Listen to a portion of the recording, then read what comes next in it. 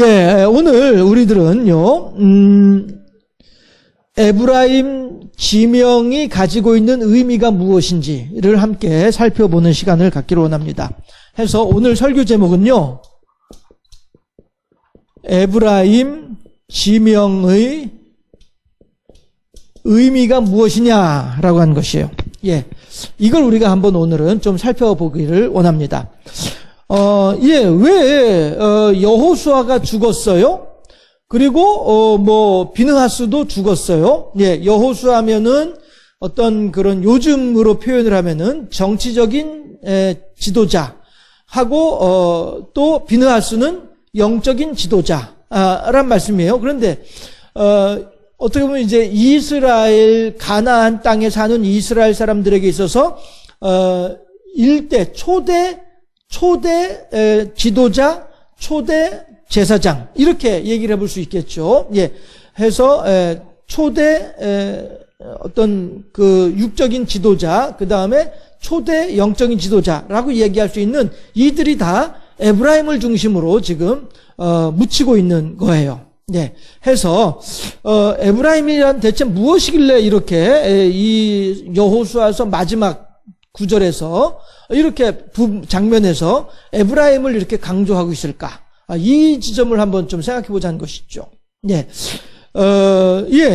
제가 자주 이런 말씀을 드립니다만은 저도 그냥 이렇게 읽을 때하고는 다르게 설교를 하기 위해서 성경을 보다 보니까 자꾸 이렇게 그동안에 미처 못 보았던 새로운 것들이 자꾸 보이게 되는 거예요. 그래서 이제 오늘도 마찬가지로 그 새롭게 보게 된 부분을 중심으로 함께 하나님의 말씀을 좀 나누어 보면은 좋을 것 같아요. 우선 에브라임이라고 하는 동네가 제가 여러분들한테 카톡으로 그림 하나 보내드렸죠. 지도 보내드렸죠. 그 지도를 여러분들께서 좀 유심히 보시면 좋겠어요.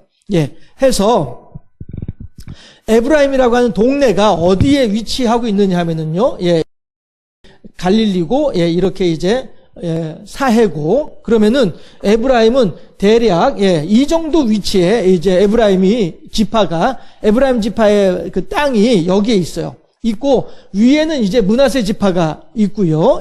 므낫세 반 지파죠. 그렇죠? 나머지 반 지파는 이쪽에 요단강 동편, 그렇죠? 이쪽에 이제 므낫세 지파가 있고 여기에 이제 또 요단 서편에도 이제 므낫세 지파가 있는 거예요. 그렇게 하고 이 밑으로 이제 이렇게 단 지파가 있고요. 이 아래로는 이제 유다 지파예요. 이렇게 있어요. 그런데 이런 것보다도 저는 더 이렇게 중점적으로 보았던 것이 뭐냐 하면은요. 이거 다 지워버리죠. 다 지워버리고, 일단, 대략 에브라임 지파가 이 정도에 있었다라고 하는 것만 우선 보시고요. 그 다음에 제가 여러분들한테 보내드렸던 지도, 사진을 한번 보시면요. 거기 보시게 되면은, 바로 이제, 이 부분이죠. 사해 윗부분에, 여기 보면 이제 에브라임이라고 있죠. 여러분들 찾으셨나요? 에브라임이 있고 그 밑에 엠마오가 있고요. 엠마오 마을로 가던 두 제자, 이런 이제 복음성가도 있죠. 그 밑에 보면 예루살렘이 있어요. 그렇죠? 그리고, 그 밑에 또 보면은 베들레헴이 있고요. 그렇죠? 그 다음에 엠마오에서 오른쪽으로 보면은 여리고가 있어요. 그래서 예수님의 비유 중에 선한 사마리아인 비유가 있죠. 거기에서 어떤 내용이 나와요? 한 레위인이 여리고를 향하여 내려가더니 이렇게 돼 있죠. 왜 여리고를 향해서 내려가더니라고 얘기를 하냐면요. 예루살렘은 산지예요. 산 꼭대기예요. 높은 곳에 있어요. 해발로 보면 높은 곳에 있어요. 이 에브라임 지파가 살고 있는 이 지역에서 가장 높은 산이 비알 히롯이라고 하는 산인데 이 산이 1000몇 미터 나오더라고요. 해발로. 해서 여리고도 이제 그렇게 높은 산지에 있는 거예요. 그런데 예루살렘은 높은 산지에 있고 여리고는 평지에 있어요. 평지에, 그러니까 높은 산에서 낮은 산, 낮은 평지로 내려가는 거예요. 그래서 예수님의 비유 중에 여리고로 내려가다가 라고 하는 말씀이 표현이 나오는 게 그래서 그런 거거든요. 예. 해서 우리는 올라간다, 내려간다 하는 것이, 예를 들어서 경주에서 서울 갈 때는 서울에 올라가는 거야. 이렇게 얘기를 하잖아요. 그렇죠? 예. 해서 어떤 그런 큰 도시, 큰 지역, 이걸 이제 올라가고 내려가는 거를 이렇게 표현을 하고 있지만은, 성경에서는 정말로 이제 해발 높은 곳과 낮은 곳을 가지고서 이야기를 하고 있어요.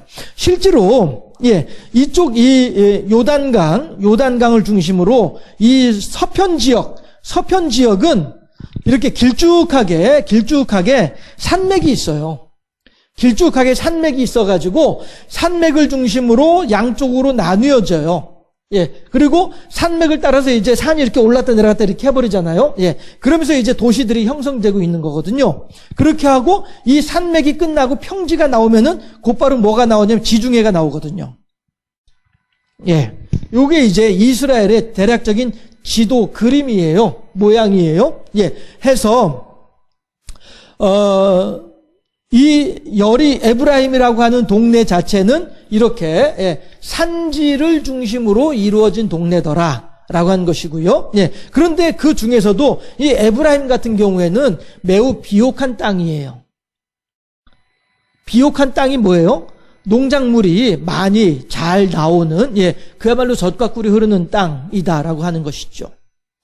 그도 그럴 것이, 이 요단강이 있고, 그 위에 보면 이제 또 아무튼 여러 이제 강들이, 에브라임 주변으로 강이 이렇게 있어요. 그리고 여러분들이, 지금 보시게 되면은, 여기 수가성 옆에 베레아라고 있고요, 오른쪽에. 그 옆으로 이제 그 줄 하나가 쭉 나가 있죠, 오른쪽으로. 이게 야복강이에요. 야곱이 하나님의 천사와 더불어 만나서 밤새 씨름하던 강, 그 야복강이 이 강이에요. 수가성 옆에 오른쪽에 있는 강이. 그리고 이제 마찬가지로 요거 이제 요단강이죠. 그러니까 야복강에서 흘러내려온 물이 요단강하고 만나는 거예요. 그래서 그 만나가지고 어디로 가요? 사해로 내려가는 거죠. 요렇게 이제 위치를 보시면 될 것 같고요. 해서 제가 이 지도를 봅시다라고 했던 것이 왜 그러냐면요. 이 에브라임을 중심으로 해서 예루살렘도 있고 그 다음에 베들레헴도 있어요. 무슨 얘기냐면은 이쪽 지역이 에브라임 지역이 영적인 본거지, 영적인 본부 뭐 이렇게 생각해 볼 수 있는 거예요. 베들레헴이 있는가 하면 예루살렘도 여기에 같이 있어요. 그렇죠? 예루살렘이나 베들레헴은 어떤 의미를 가지고 있습니까? 다윗이 이스라엘을 다스리는 통일 왕국의 왕으로서 수도를 삼았던 곳이 예루살렘이었잖아요. 그렇죠? 그리고 이 예루살렘에서 온갖 그 문화가 펼쳐져 이루어지고 하나님에 대한 신앙이 또 이루어졌던 곳이 예루살렘이잖아요. 베들레헴은 어떤 의미를 가지고 있습니까? 예수님께서 메시아로서 이 땅에 태어날 때에 태어나셨던 장소가 베들레헴이죠. 베들레헴이라고 한 말의 의미가 뭐라고요? 떡집이죠, 떡집. 베들레헴이라고 하는 말 자체가 떡집이란 말이에요. 그래서 예수님께서는 이 땅에 생명의 떡으로 내려오신 분이란 말이에요. 같은 이렇게 이 의미도 이렇게 같이 맞아떨어지더라라고 하는 것이죠. 해서 남쪽 지역에 이스라엘의 전반적으로 남쪽과 북쪽을 볼 때에 그러니까 갈릴리 호수를 중심으로 하는 북쪽과 사해를 중심으로 하는 남쪽으로 크게 이스라엘의 지역을 두 지역으로 나누어서 보게 되면 그렇게 되면 남쪽 지역의 본거지가 바로 에브라임 지역이었던 거예요. 에브라임 지파를 중심으로 예루살렘과 베들레헴이 위치하고 있는 거예요. 이거 하나가 있고요. 그 다음에 지도를 위로 이렇게 올려다 보면은 이쪽 갈릴리 호수 있는 쪽, 갈릴리 호수 있는 쪽으로 보게 되면은 여긴 뭐가 있어요? 고라신이 있고 가버나움이 있고 베세다가 있고 막달라가가 있고 가나가 있고 나사렛이 있고. 예수님이 어디 출신이라고 했죠? 나사렛 출신이잖아요. 그렇죠? 예수님께서 성장하셨던 동네, 예수님의 아버지 어머니인 요셉과 마리아가 살아가던 동네, 그 동네가 어디예요? 나사렛이잖아요. 그렇죠? 그러다 보니 자 보세요. 이 예루살렘이나 베들레헴이나 이쪽 중심으로 볼 때에 이 북쪽에 있는 고라신이나 특히나 나사렛 같은 경우에도요. 사람들이 소개를 하면서 사람들이 그러죠. 나사렛 출신 예수라고 하는 젊은이가 있는데 이 젊은이가 하는 이야기를 들어보니까 하나님의 음성인 듯해 라고 하면서 사람들이 이제 막 예수님을 증거했단 말이에요. 그럴 때에 안 믿는 사람들의 반응이 뭡니까? 나사렛에서 무슨 선한 것이 나겠느냐 이렇게 반응을 하죠. 그렇죠? 바로 그 나사렛이에요. 나사렛에서 무슨 선한 것이 나겠느냐? 이 말은 요즘 우리들이 하는 말로 표현을 하면은 나사렛? 아이고 그 깡촌에서 그 무슨 인물이 나올 거야? 순 못 사는 사람들만 있고 배운 것도 없이 불황무식한 자들만 살고 있는 그런 깡촌에서 그런 하찮은 도시에서 그런 변변찮은 곳에서 무슨 선한 것이 날 수 있겠어? 나사렛 출신이라고? 아이고 그 어느 지역 출신인지 그것만 보더라도 그 사람 알겠다. 거의 귀하다고 거기 들어가서 이렇게 귀 기울이고 듣고 있어? 쓸데없는 소리 하지 말어. 이렇게 사람들이 생각할 정도로 나사렛이라고 하는 동네는 하찮은 동네였었어요. 변변찮은 동네였었고요. 사람들한테 외면당하는 동네가 나사렛이었단 말이에요. 여기 경주로 말하면 어느 정도 깡촌이 될까요? 아무튼지 간에. 아주 시골 중에도 시골. 이런 곳이었던 것이죠. 그러고 보니까 제가 고등학교 2학년 때 제 친구하고 친구 누님이 여기 문경으로 시집을 왔어요. 어떻게 서울 사는 아가씨가 문경까지 시집을 왔는지 몰라. 아무튼 자네. 그러니까 친구 녀석이 야 이제 우리 고3 되면은 시간 없다. 그러니까 우리 둘이 여행 한번 하자. 여름방학 때. 그래 둘이서 배낭을 메고서 문경으로 온 거야. 친구 누님 네 집으로 이제 놀러로 온 거예요. 왔는데 아이고 막 짐을 이제 배낭을 바리바리 메고서 이제 험한 길을 이제 오니까 피곤하잖아요. 그러니까 누님이 이제 집에서 직접 했다라고 하면서 꿀물을 주더라고요. 여름에. 그 꿀물을 먹고서 툇마루에 그냥 누워가지고서 한 2시간 푹 잠을 잤는데 진짜 그렇게 개운하게 가뿐하게 이렇게 일어났었어요. 툇마루 밑에서 바람이 슬슬 올라오는데 진짜 등짝도 시원하고 진짜 잘 잤었는데 문제는 뭐냐면은 화장실이었어요. 화장실. 화장실 가고 싶어가지고 여기 화장실 어디냐 그랬더니 저쪽이라고 하는데 보니까 담을 쌓아놓긴 했어요. 담을 쌓아놓긴 했는데 그 화장실에 이제 문도 없이 거적대기도 걸어놓지 않고 그냥 이렇게 담 돌아가면 이제 화장실에 앉아있는 그런 곳에 가서 하기도 했었는데 그때가 문경이 그렇게 깡촌이었었어요. 문경, 가은, 점촌 이런 동네 그때 그렇게 깡촌이더라고요. 제가 고등학교 2학년 때 가보니까. 아무튼 저는 이 나사렛이라고 하는 게 지금은 이제 문경 가보면은 정말로 좋아졌죠. 되게 발달하고 번화한 그런 도시가 됐지만서도요. 아무튼 그때는 그랬었어요. 근데 지금 여기 나사렛이 바로 그런 의미거든요. 나사렛에서 무슨 선한 것이 나겠느냐라고 하는 말 자체가 나사렛은 불황무식하고 천박한 사람들만 사는 그런 동네야. 거기에서 무슨 현자가 나왔다고 들을 만한 말이 있다고 이렇게 얘기할 정도로 이렇게 무슨 얘기냐면은 그만큼 변두리이고 그만큼 외면당하는 동네다라고 하는 것이에요. 중심지는 어디예요? 예루살렘, 베들레헴 중심으로 중심지가 되는 거예요. 그리고 실제로요, 여러분들 그 지도 중간쯤에 보게 되면요, 야곱의 우물 위에 보게 되면은 빨간색으로 사마리아라고 돼 있죠. 그렇죠? 사마리아가 왜 사마리아입니까? 사마리아라고 하는 동네는요, 북이스라엘이 멸망한 이후에 아수르의 황제가, 북이스라엘은 아수르에서 망했잖아요. 그렇죠? 해서 아수르의 황제가 이 이스라엘 사람들이 가지고 있는 하나님에 대한 신앙, 이거를 완전히 없애버리려고 하는 작전을 세웠어요. 그래서 어떻게 하느냐 하면은 이 아수르가 정복한 전국 각지에서 몇 명씩 사람들을 뽑아냈어요.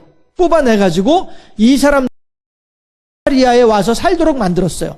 강제 이주를 시킨 거죠. 예. 왜 우리나라 역사 속에서도 일제시대 때 저 뭐 사할린이니 저 만주니 이런 식으로 강제 이주 당했던 그런 분들이 있죠. 예. 그래서 지금도 마찬가지로 예, 그 연변의 조선족이라든가 그다음에 저 사할린의 고려인이라든가 이런 사람들 다 그 당시에 강제 이주당해서 거기 가가지고 그 꽁꽁 땅에서 그렇게 고생하면서 이제 도시를 일구어가지고 살고 있는 사람들이잖아요. 예, 이런 식으로 아수르 시대에도 사람들을 강제로 이주시켰어요.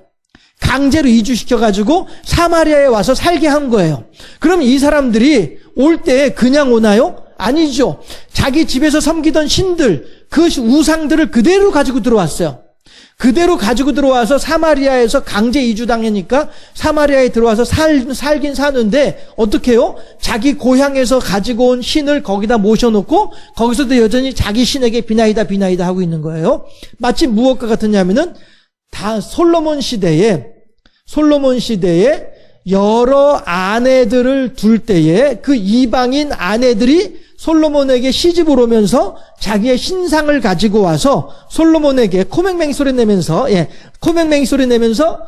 내 신을 위하여서 신당 하나 지어주세요 하게 되면은 그래 하고서 지어주고 해서 다윗 성이 궁궐 자체가 완전히 우상들이 득식을 하는 그런 신당의 그 한 발에 채이는 게 신당일 정도로 제가 상상해서 표현하기를 이런 시절이 있었었거든요. 솔로몬 시절에. 그런데 지금 사마리아가 아수르의 강제 이주 정책으로 인해서 그런 일들이 벌어졌어요.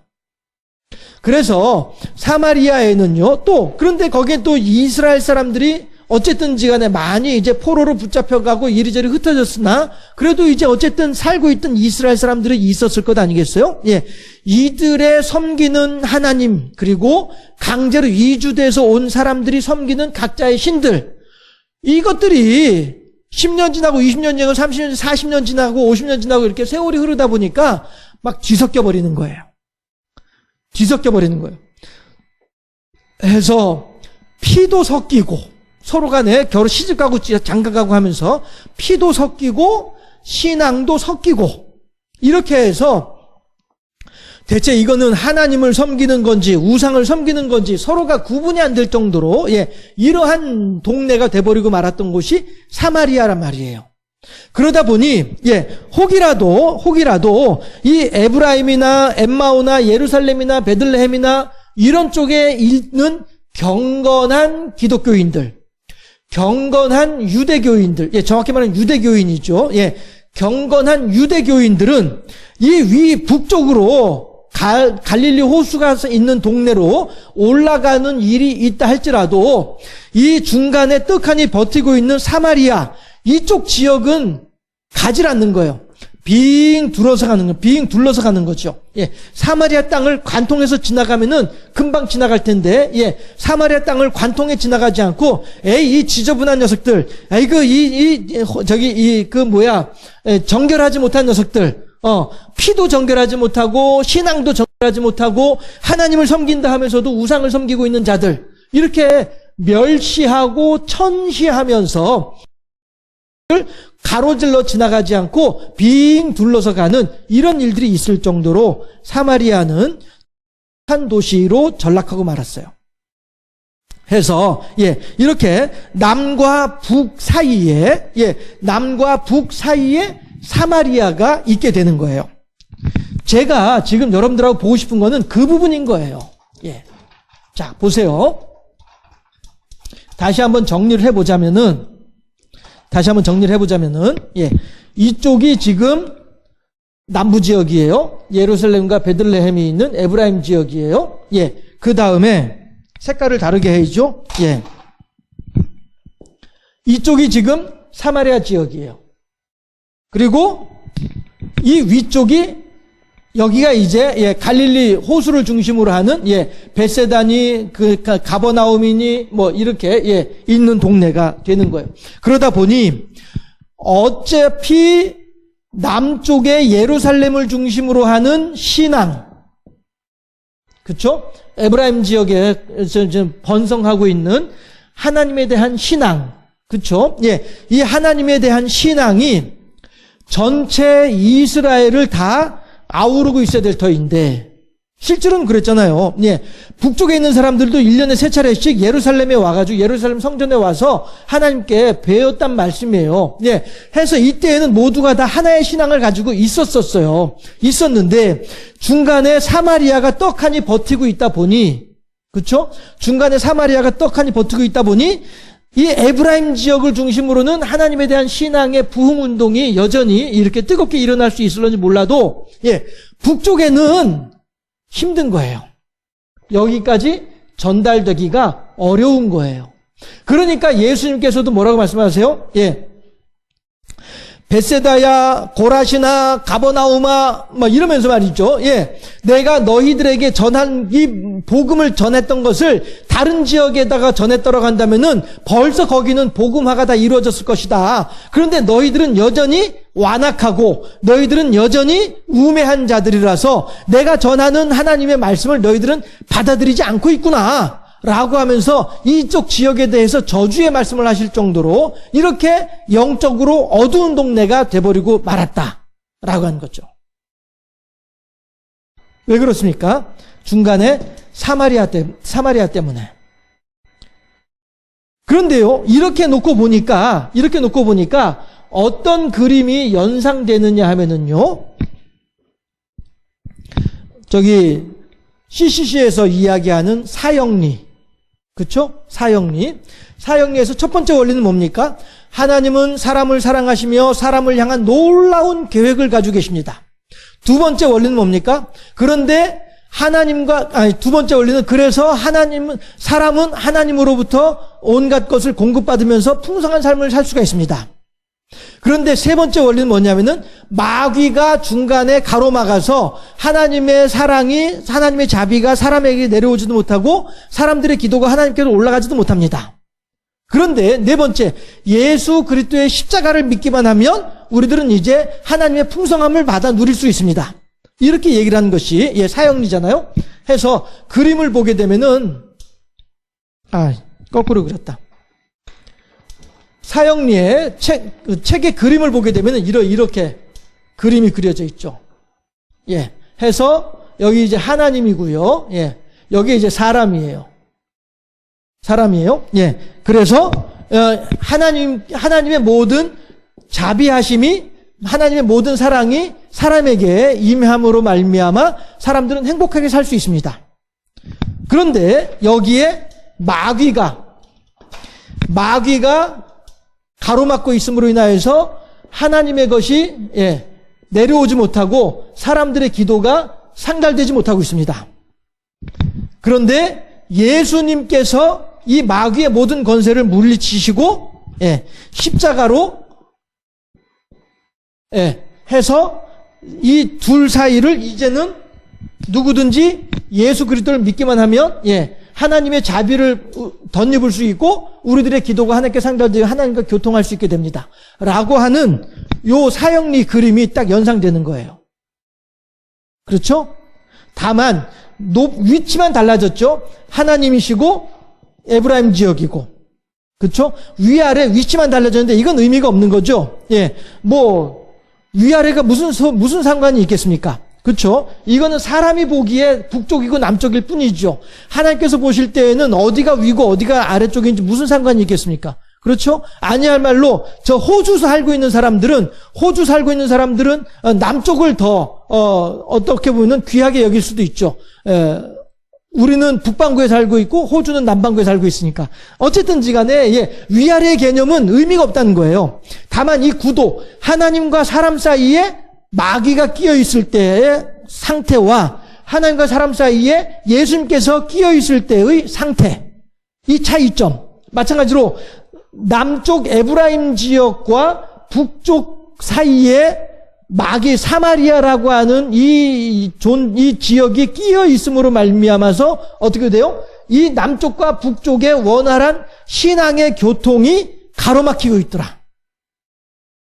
이걸 우리가 볼 수 있겠다라고 하는 거예요. 이 구도를 볼 수 있겠다 하는 것이죠. 했을 때 그러면 결국에는 이 사마리아가 이제는 더 이상 영적으로도 혈족적으로도 지저분한 동네가 아니라 하나님에 대한 신앙의 여호와 제일주의의 신앙의 지역으로 바뀌게 되면 그럼 어떻게 돼요? 마치 이 다윗 시대처럼 다윗 왕국 시대처럼 온 이스라엘이 이제 예루살렘을 중심으로 하는 신앙의 공동체로 회복될 수 있는 거죠. 이거를 지금 누가 못하게 하고 있어요? 사마리아가 이거를 가로막고 있는 거예요. 결과적으로는 사마리아에 살고 있는 사람들도 일부러 그렇게 한 것은 아니죠. 이 사마리아 지역에 살고 있는 사람들도 일부러 그런 건 아니죠. 이 사람들은 뭐 아수르 황제가 강제로 이주시켜가지고 온 사람들이니까 이 사람들도 자기 뜻으로 그렇게 한 건 아니에요. 그렇죠? 그런데 우리들도 마찬가지예요. 우리들도 하나님하고 사이에 마귀가 가로막고 있을 때에 우리가 하나님한테 영광 돌려드리기 싫어서 하나님한테 영광 못 돌려드리는 건가요? 아니에요. 마음은 온유로되 육신이 약한 거예요. 그러니 이것은 사람의 잘못이 아니고요. 도리어 중간에 가로막고 있는 마귀를 탓을 해야 되는 것이죠. 그렇죠?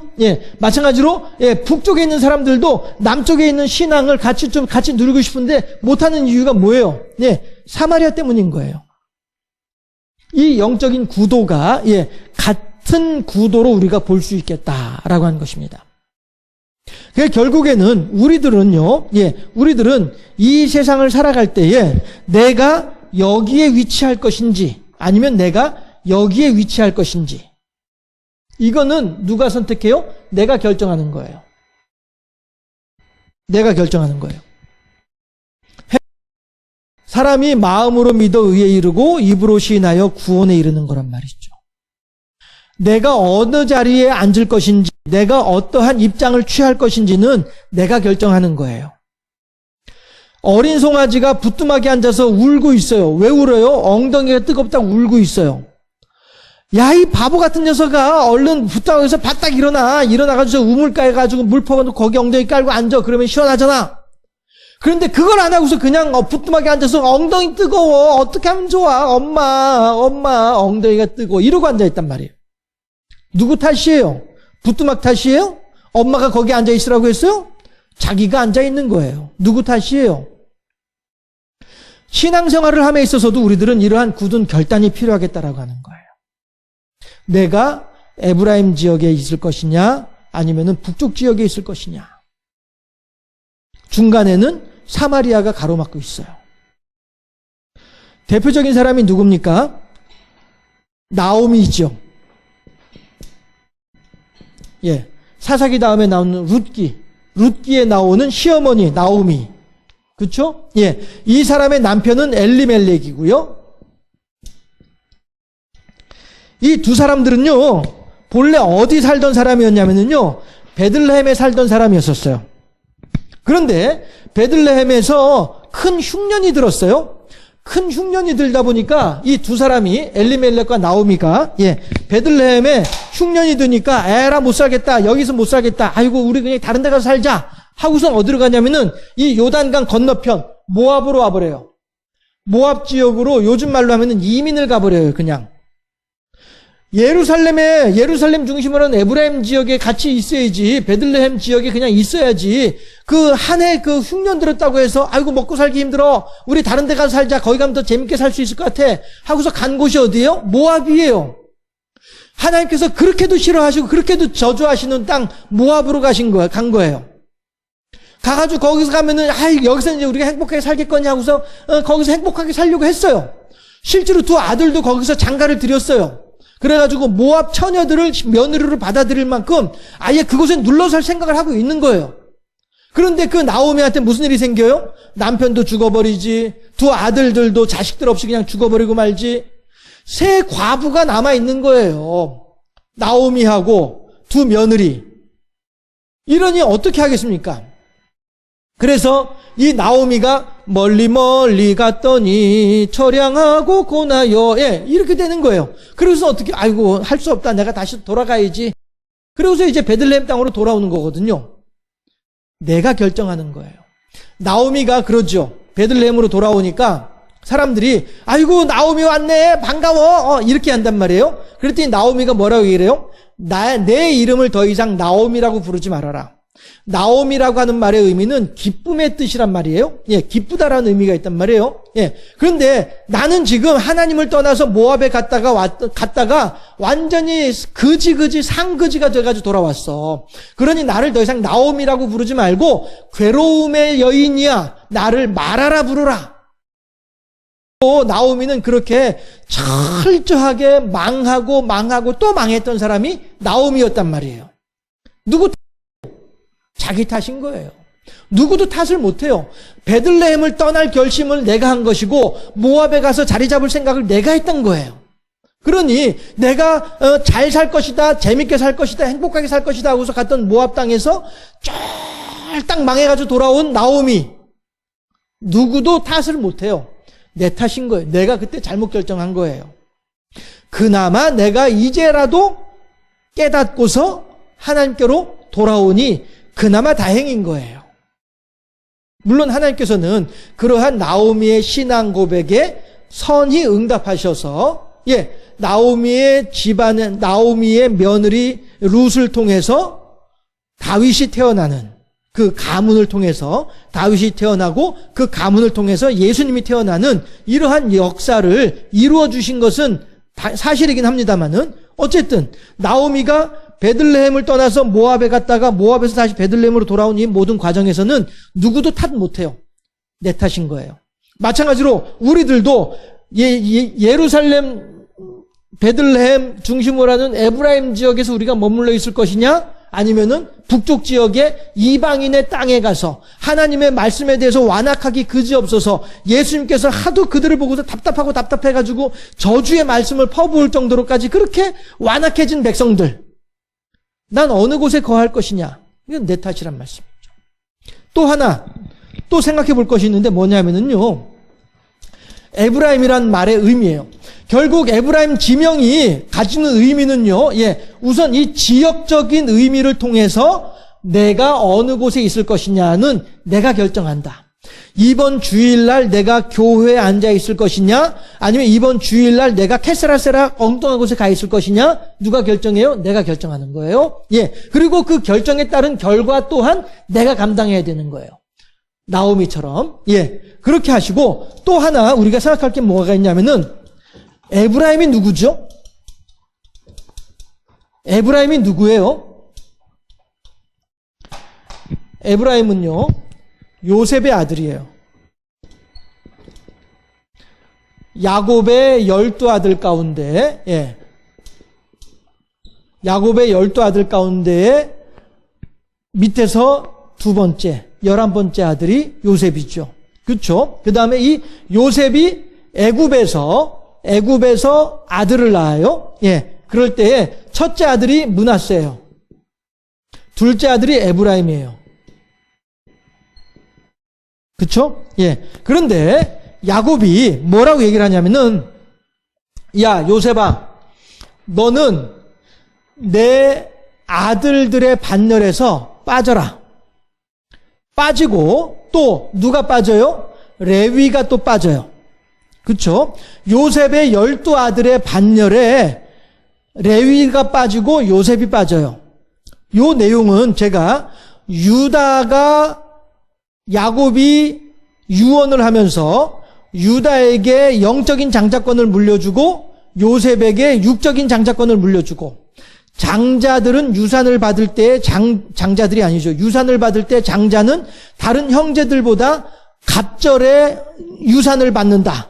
두 몫의 유산을 받는다. 이 내용을 가지고 요셉과 유다를 통해서 여러분들한테 설명을 해드렸었어요. 그렇게 했을 때에 그때 제가 같이 설명을 드렸던 게 뭐냐면은, 야곱의 12아들의 반열에서 빠지는 두 지파가 있는데, 하나는 요셉이고 하나는 레위란 말이에요. 그쵸? 해서 레위 지파는 어차피 하나님께 바친 지파이기 때문에 더 이상 야곱의 아들로 간주하지 않는 거예요. 하나님께 바친 지파이기 때문에. 그리고 요셉도 빠지는데 왜 빠지냐 하면은, 요셉은 어떠한 복을 받았다고요? 육적인 복을 받았단 말씀이에요. 예, 그 육적인 복으로서 두 아들이 야곱의 12아들 반열에 들어가는 복을 받게 된 거예요. 두 아들이. 그런데 여기서도 또 어떤 문제가 있냐면은 므낫세가 장남이거든요. 므낫세가 장남이고 에브라임이 둘째란 말이에요. 그런데 야곱이 죽어가면서 요셉이 아버지 숨지시기 전에 내 아들들에게 축복 기도를 좀 해주세요 라고 하면서 요셉이 므낫세하고 에브라임을 야곱에게 이렇게 들여보냈어요. 그렇게 하면서 야곱이 이렇게 앉아 있으면은 야곱이 이제 양손을 내밀어서 두 손자에게 머리에 손을 얹어가지고 이제 축복 기도를 해줄 것 아니겠어요? 그렇게 하니까 요셉이 딱 이렇게 보고서는 오케이, 므낫세 네가 첫째 아들이니까 할아버지의 오른손이 닿는 부분에 첫째 아들 므낫세를 앉히고 둘째 아들 에브라임은 할아버지 야곱의 왼손이 닿는 지점에 그쪽에 이렇게 앉혔단 말씀이에요.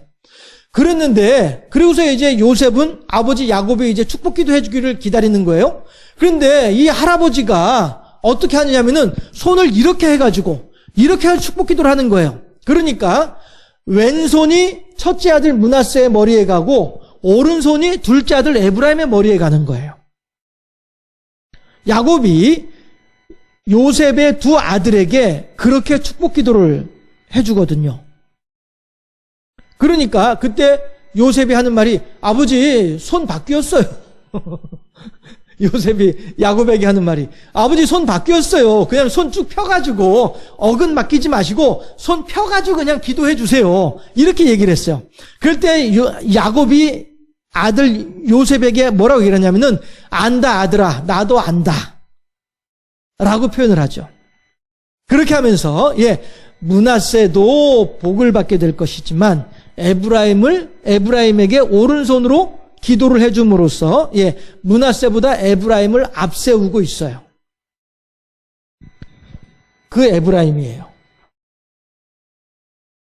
야곱이 축복 기도를 할 때 일부러 팔을 어긋 맡겨가면서까지 오른손으로 축복 기도함으로써 더 높여주고자 했었던 자식, 그가 에브라임이에요.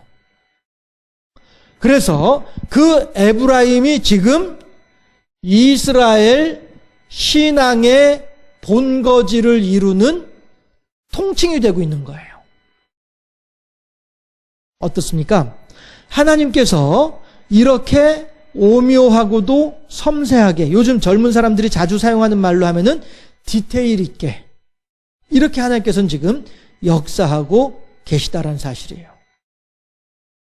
해서 전체적인 이스라엘의 역사를 통해서 보면은 예루살렘이나 베들레헴이나 신앙생활을 똑바로 못하는 일들도 많이 있었어요. 많이 있었으나 그럼에도 불구하고 우리가 전반적인 것으로 볼 때에, 그리고 하나님께서 역사하신 어떤 전체적인 흐름 속에서 볼 때에 에브라임 지파는 이렇게 하나님으로부터 쓰임받고 있더라 라고 하는 것이죠. 에브라임을 향한 하나님의 예정하심, 에브라임을 향한 하나님의 역사하심은 이렇게 오랜 세월에 걸쳐서 이루어지고 있더라. 결국 베들레헴에서 예수님께서 태어나시고, 예루살렘에서 예수님께서 돌아가시고, 예루살렘에서 예수님께서 부활하시고 승천하시고, 에브라임 지역에서 하나님의 역사하심, 하나님의 행하심이 이렇게 세심하게 나타나지고 있더라. 우리들이 살아갈 때에도 우리들의 삶의 발자취 한 발자국 한 발자국도 하나님께서 알아서 하나님의 예정하신 뜻을 따라서, 하나님의 선하시고 온전하신 하나님의 작정하심을 따라서 그렇게 우리들의 삶도 진행되고 있다라고 하는 사실을 에브라임 지역을 통해서 우리들은 다시 한 번 더 마음에 새길 수 있겠다라고 하는 사실이에요. 여러분들은 어떠하십니까? 에브라임이라고 하는 지명을 통해서 두 가지를 생각을 해봤어요. 하나는 사마리아가 가운데 끼어있는 이스라엘, 또 하나는 에브라임 지파라고 하는 에브라임 지파의 유래. 그리고 그 에브라임 지파에 대해서 하나님께서 어떻게 역사하고 계신지 두 가지를 살펴봤습니다. 우리들은 어떠할까요? 마찬가지로 우리들의 삶도 하나님께서 그렇게 지켜주고 계시고 우리들의 삶도 하나님께서 그렇게 인도하고 계신다는 사실이에요. 그 길이 때로는 평탄할 수도 있을 것이지만 그 길이 때로는 괴로울 수도 있겠죠. 이제 사사기를 들어가 보게 되면은요, 그 뭐라고 표현을 할까요? 아무튼 간에 순탄하지가 못해요. 사사기 역사 자체가 순탄하지가 못해요. 늘 괴롭고 늘 힘들고 늘 죽이고 너 죽고 나 살고 뭐 이러한 전투와 전쟁의 역사가 반복되고 있고 뭐 이런 일들이 계속되는 것이 사사기거든요. 우리들의 삶도 마찬가지죠. 우리들의 삶도 언제 한번 다리 쭉 뻗고서 쉬어본 적이 있을까 싶을 정도로 그렇게 우리들도 힘들고 어렵고 괴로운 인생들을 우리들도 살아가고 있어요. 그러나 그럼에도 불구하고 넓게 보고 크게 보고 멀리 보고 높게 보면 아이고 하나님께서 인도하셨네. 아이고 그때 아이고 그래 아이고 그 힘들었던 때 하나님이 도와주셨으면 난 아무것도 못했어. 그 하나님께서 에베네셀의 하나님 여기까지 나를 도우셨으므로 또한 앞으로의 일들도 나를 함께 도와주실 줄로 믿습니다.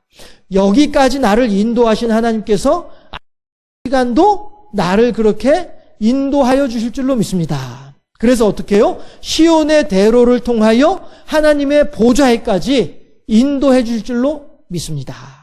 이 믿음 가지고 우리가 하루하루 살아야 되겠다는 거예요. 그게 뭐예요? 에브라임 지역을 통해서 에브라임 지파의 지역을 통해서 우리들은 그 신앙을 한 번 더 배울 수 있겠다.